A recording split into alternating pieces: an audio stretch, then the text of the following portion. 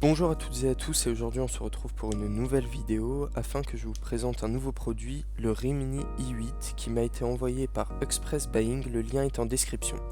Cet objet n'est autre qu'un petit clavier avec un pad tactile ressemblant un peu à une manette.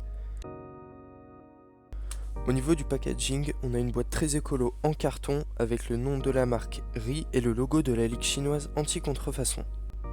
L'ouverture de l'emballage est assez simple et se réalise sur le côté. Dans ce dernier, on retrouve un câble USB permettant de recharger le Rimini.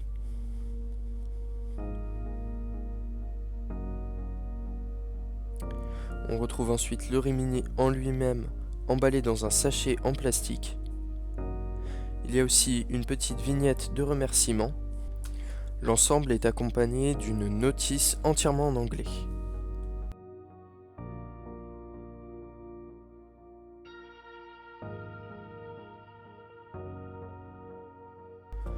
Le câble USB est très pratique. Il contient 3 fiches, un USB type B 2.0 mâle à brancher sur un port de votre PC, un port mini USB pour recharger votre Rimini et un USB type B 2.0 femelle qui permet de ne pas condamner le port USB utilisé.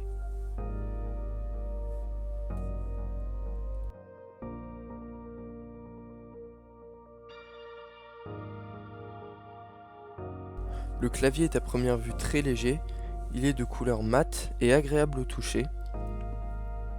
La connexion se fait par onde radio 2.4 GHz. Pour accéder au dongle du Rimini, il suffit d'enlever le capot au dos de ce dernier. On peut aussi voir à cet endroit une batterie de 3,7 volts qui débite 10 mAh, qui ressemble beaucoup aux anciennes batteries de téléphone Samsung.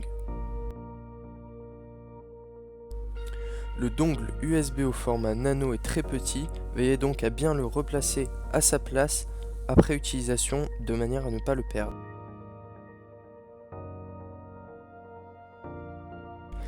Pour ce qui est de l'utilisation, on peut voir qu'il s'allume à l'aide d'un interrupteur situé au-dessus de ce dernier.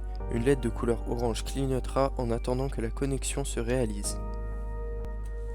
Il est nativement compatible et reconnu sur tous les Windows à partir de Windows Vista, les Mac, Linux, beaucoup de Smart TV et tous les Raspberry Pi.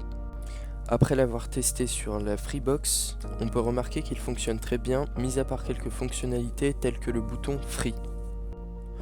En l'occurrence, le touchpad est nativement reconnu en tant que souris, comme on peut le voir ici à l'écran.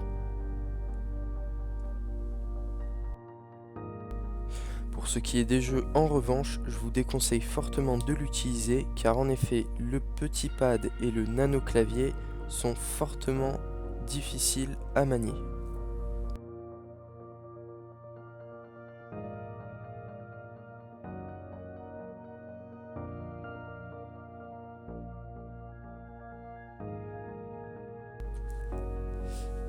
Il est très pratique à utiliser sur des HTPC comme on peut le voir ici, pour switcher entre les différents films, mettre pause, monter le volume ou encore changer de chaîne.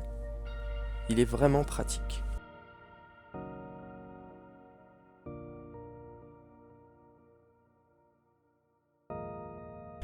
En conclusion, pour une quinzaine d'euros, ce Rimini est au top, aussi bien esthétiquement que fonctionnellement, surtout pour les vidéophiles. Comme on a pu le remarquer, il permet de vous regarder des films sans être gêné par un gros kit clavier-souris tranquillement dans votre canapé. Si cette vidéo vous a plu, n'hésitez pas à la liker et à vous abonner si ça n'est pas déjà fait. Bye!